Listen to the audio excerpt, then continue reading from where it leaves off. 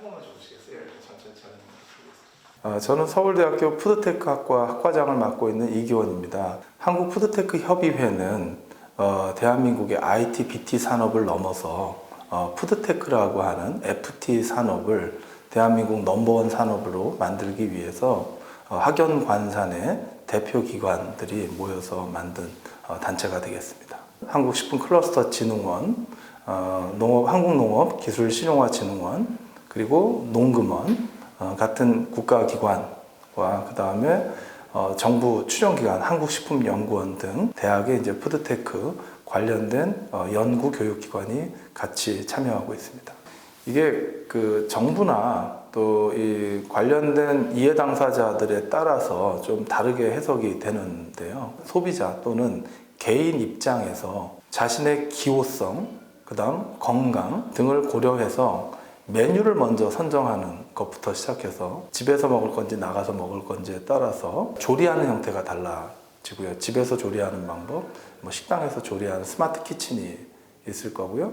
또 이러한 것들을 조리하기 위해서는 식재료들을 주문하고 배송하고 물류하고 소재를 생산하고 그리고 이제 이런 원료를 생산하는 소비자 입장에서의 개인 맞춤형 식품에 대한 연관된 산업을 이제 저희가 푸드테크 산업이라고 얘기할 수 있겠습니다. 세대에 따라서 이 메뉴를 우리가 선정할 때 도움을 받는 방법이 다른데요. 내가 오늘 점심에 뭘 먹을까를 배달의 민족에서 알아보는 사람도 있고 또 메타버스에서 제페토를 통해서 이용하는 사람 10대들도 있는 것처럼 이제 앞으로 집에서 직접 술도 이제 발효시켜서 먹고 식물도 재배해서 먹고 이제 더 나아가서 나중엔 고기도 배양해서 먹을 거거든요. 그런 스마트 키친에 관련된 내용들 그리고 이제 더 나아가서 주문에 관련된 플랫폼 딜리버리를 갖다 하는데 이러한 딜리버리를 사람이 아니고 이제는 이제 자율주행의 시대가 됐으니까 이런 모빌리티 쪽에 관련된 거, 그 다음에 이제 사람이 일하는 걸 대체할 수 있는 어떤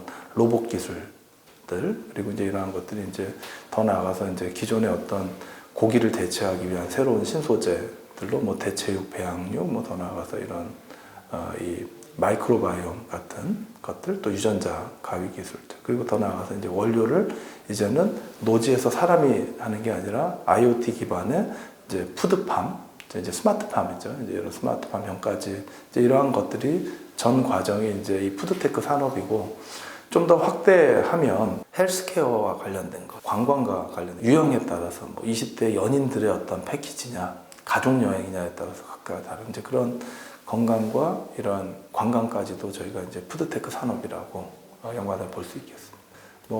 잘 아시다시피 요즘에 기존의 어떤 생산 방식, 기존의 이제 제조 방식, 기존의 외식 방식, 기존의 어떤 유통 방식이 다 디지털로 다 바뀌지 않았습니까? 기존의 어떤 식품 연관 산업도 푸드테크 산업으로 다 바뀌는 거고요. 집에서 이제 AI나 이제 로봇을 가지고 자동으로 바코드만 입력하면 이제 알아서 밀키트나 식품들을 알아서 조리해 주는 거, 가공이나 외식, 유통 산업뿐만 아니라 이제 이런 스마트 키친, 딜리버리, 물류, 그리고 아까 전에 헬스케어 쪽, 헬스케어 솔루션.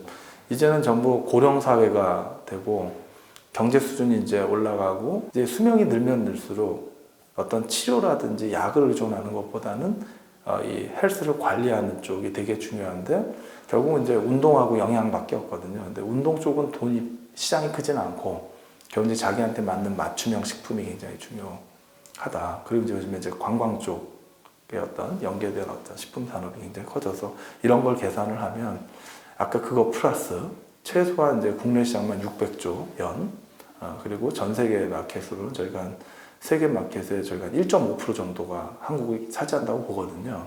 그러니까 한 4경 정도. 앞으로 장래성이 있어 보이는 거는 유통 쪽 외에 이제 장래성, 개인 맞춤 쪽, 건강과 관련된 거, 건강 쪽. 그 다음에 요즘 얘기하는 ESG, 식물성, 대체육, 배양육, 그 다음 무농약, 스마트팜 원료 이런 게 가장 미래 가치가 크다고 해요. 전문가 용어로는 정밀이라는 단어를 쓰고요. 일반인 언어로는 개인 맞춤이라는 단어를 써요. 과거에는 우리가 그냥 인삼은 몸에 좋아 라고 얘기했다면 인삼의 어떤 물질이 어떻게 작용해서 누구한테 효과가 있다는 것을 이제 과학적으로 우리가 이제 규명하고, 그러니까 우리가 이제 뭐 전쟁 나면 이제 어디만 딱 정밀 타격한다 그러잖아요. 이제 딱 목표 하나만. 마찬가지로 개인의 어떤 건강에 따라서 목표하는 거, 눈에만 딱 좋은 거를 먹는다. 뭐 이런 것들이 이제 정밀 식이야이고, 그러려면 이제 우리가 기존의 어떤 경험적으로 우리가 익숙한 게 아니라 실제로 과학 기술을 적용해서 그거에 대한 어떤 유효물질을 가지고 가는 거죠. 그게 이제 제가 하는 연구 분야이고, 근데 이제 그런 어떤 연구를 통해서 실제로 사람들이 먹었을 때 효과가 있냐 없냐라는 건 디지털 헬스하고 관련이 있습니다. 이제 스마트폰을 가지고 선생님들께서 이제 직접 오늘 내가 먹었던 게 이제 혈압이 올라가는지, 심장에 어떤 영향을 미치, 수면에 어떻게 영향을 미치, 당뇨, 혈당이 어떤, 이걸 직접 측정을 하고요. 그러니까 디지털 헬스하고 정밀 식이약이 이제 연결이 되는 거죠. 정확하게는 모든 이제 헬스는 디지털로 넘어가거든요. 병원에 가서 의사 선생님이 어떤 진단하는 게 아니라 AI가 진단하는 게 더 정확하거든요. 영양사나 약사가 어떤 영양 설계를 하고 약을 처방해 주는 것보다는 AI나 데이터를, 물론 이제 AI를 하려면 데이터가 있어야 되겠죠. 데이터를 기반으로 알고리즘을 짜서 AI가 추천해 주는 게 더 정확해요. 결과적으로는 노동력만 지금 뭐 로봇이나 AI가 대체하는 게 아니라 지식도 결국은 데이터를 가지고 인공지능이 하는 구조로 간다. 식품 산업에서 푸드테크 산업으로 넘어가는 건 마치 약품 산업에서 바이오텍 산업으로 넘어갔거든. 예전에 우리가 알고 있는 약품 회사들은 사실 약을 값싸게 생산해서 유통하는 쪽에 포커스를 뒀지, 약의 원천이 되는 어떤 과학과 기술력이 부족했어요, 우리나라가. 근데 최근에 우리나라의 바이오텍 분야에 우수한 인재들이 굉장히 많이 가면서 단순히 이거를 개발해서 생산해서 판매하는 게 아니라 원천 연구를 하고 원천 기술을 하는 실력들이 좋아지면서 셀트리온도 나오고, 삼성 바이오로직스, 뭐 SK 바이오사이언스 나오고, LG 무슨 바이오도 나오고, 우리나라 제약회사들 외에 이제 여러 바이오 회사들이 많아졌잖아요. 뭐 시젠이라든지 SD바이오. 이거 마찬가지로 푸드테크도 이제 지금은 배달의 민족, 뭐 베어로보틱스, 뭐 트리치 이런 데들이 보여지지만, 푸드테크 분야의 각 분야의 어떤 전문 기업들이 늘어나면서 동시에 기존의 어떤 CJ가 뭐 제일제당이라는 당을 잘 만드는, 또 뭐 롯데가 제과 과자를 잘 만드는 회사에서 롯데 푸드테크, CJ 푸드테크로 바뀔 거라고 저는 보는 거죠. 우리나라의 농업과 어떻게 보면 식품과 기업가라는 단어가 좀 브랜딩이 잘못됐어요. 농업 그러면 왠지 좀 어렵고 뭔가 이렇게 노동 집약적인, 첨단하고는 되게 거리가 먼 것처럼 지금 이미지가 되어 있고요. 식품도 마찬가지로 뭔가 이게 식품업에 종사한다 그러면 마찬가지로 뭐 첨단이고 좀 뭔가 전문화되고 글로벌 지향점이 아니라 되게 어떻게 보면은 아무나 다 뛰어들어서 이제 식품 산업을 하는 것처럼 되고, 되게 내수 위주의 산업이다 보니까 전문화가 안 되다 보니까 좀 그렇게 뭔가 인정을 잘 못 받고요. 우리나라의 기업가는 요즘 이제 ESG를 되게 얘기하는데, 자신의 이익보다는 좀 사회에 기여하는, 그러면서도 이 거버넌스가 되게 투명해야 되는데, 지금까지는 ESG 차원에서 우리나라의 기업인들이 노력한 거는 있지만 약간 사회적 이미지가 그렇게 썩 좋은 건 아니거든요. 그래서 제가 이런 농업, 식품 분야를 합쳐서 소비자 입장에서는 푸드라고 이제 얘기를 했고, 푸드테크라는 얘기를 했고, 그러니까 뭐 푸드는 사람들, 소비자나 개인 입장 먹는 것과 관련돼서 어떤 문제를, 가치나 문제를 해결하는 게 이제 해결하는 것이 이제 기술이니까, 푸드테크는 먹는 관련된 문제 해결이라면 최소한 농식품 분야의 푸드테크 관련해서 이거를 이제 우리가 IT나 BT처럼 어떤 키우려면 창발가들이 모여야 돼요. 그러니까 실제로 자기가 오너십이 있어야 돼요. 그러니까 이게 어떻게 보면 남의 일을 경영해 주는 사람이 아니라 자기가 직접 책임질 수 있는 사람들을 모아야 돼요. 그래서 제가 이제 그런 책임질 수 있는 사람들이 모이면 이분들은 혼자서 할 수 없거든요. 우리가 글로벌리 제2의 삼성, 뭐 제2의 현대자동차를 만들려면 뭐 CJ가 되듯이 그렇게 되려면 혼자서 하는 게 아니라 이 협력기관들이 계속 있어야 되거든요. 그리고 뒷단에서는 정부나 이런 데서 R&D나 인력 양성을 이 미래 산업에 맞춰서 가야 되는데, 지금까지는 이 농식품은 정부나 학교나 출연기관이 선도했어요. 오히려 민간이 선도했다기보다는 또 민간도 되게 어떻게 보면 약간 규제 기반이 우리가 농식품이 너무 많다 보니까 대기업들이나 이런 데들에 새로운 스타트업이 들어가기 되게 어려웠거든요, 상대적으로. 그래서 이런 부분들을 이제 우리가 없애는 게 이번에 협의 목표. 그래서 결과적으로는 협의의 목표는 우리나라 코스피나 코스닥의 기업 가치에 지금은 이제 IT 기업들, 플랫폼 기업들, 바이오 기업들이 많이 들어있는데요. 국가기관들을 빼고 나면 그걸 이제 푸드테크 기업을 바꾸는 게 저희 목표. 푸드테크 기업이 대한민국의 기업들의 기업 가치가 IT나 BT보다 더 위에 올라가. 근데 이미 바이오텍들이 이제 요즘에 이제 신약 개발하는데 어려워지면서 일부 IT 기업, 일부 바이오 시밀러 제하고는 푸드테크 기업의 기업 가치가 이미 더 높습니다. 이제 배달의 민족 자체가 기업 가치가 10조를 넘고요. 뭐 트리찌라든지 이런 기업들 이제 한 3조 6천억씩 그러니까 기존의 어떤 전통 식품 기업이나 기존의 IT, BT 기업 일부를 제외하고는 훨씬 더 기업 가치가 높아서 앞으로 한 10년 이내에 한 2030년 정도 되면 아마 코스피나 코스닥에 우리나라의 기업의 가치를 따지면 뭐 삼성 푸드테크 뭐 어떤 우한 형제들이 훨씬 더 기업 가치가 올라갈 거로 저희는 보는 거예요. 기업이나 이제 기관, 학교에서 한 200개가 좀 넘고요. 한 220개 정도 이번 총회 때 가입을 했고요. 그리고 이제 푸드테크 이제 회장단이 좀 중요한데 이제 회장단에는 서울대학교하고 이제 학 쪽에서는요. 연구소에서 한국식품연구원 회장단, 그다음에 이제 농식품부 산하에서는 한국식품클러스터진흥원하고 이제 이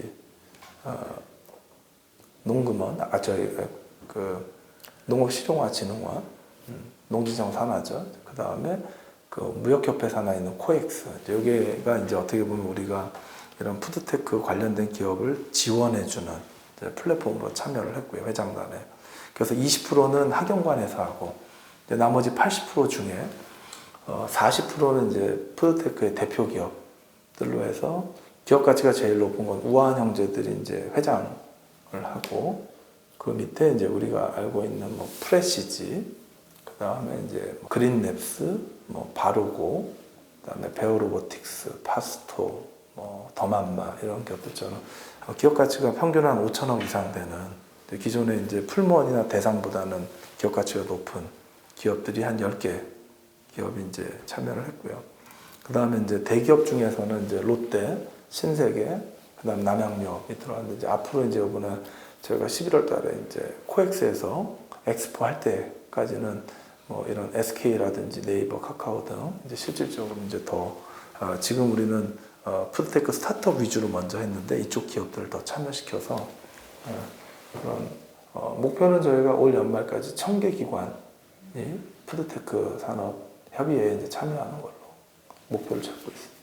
일단 푸드테크라고 하는 어떤 관련된 분야의 이런 기업이나 전문가들이 구심점 역할을 할 데가 없었어요. 각자 따로 노는 거예요. 대학은 이제 대학대로 따로 하고 정부 출연기관은 또 더더군다나 아시겠지만 우리나라의 어떤 식품 산업이 수도권에만 있는 게 아니라 부산은 이제 약간 시푸드텍, 블루푸드라는 수산 쪽을 또 전북은 이제 농수산 또 뭐 강원 제주 쪽은 좀 관광이나 이제 헬스케어 쪽을 하려고 하고 충청도는 이제 물류 뭐 이런 거잖아요.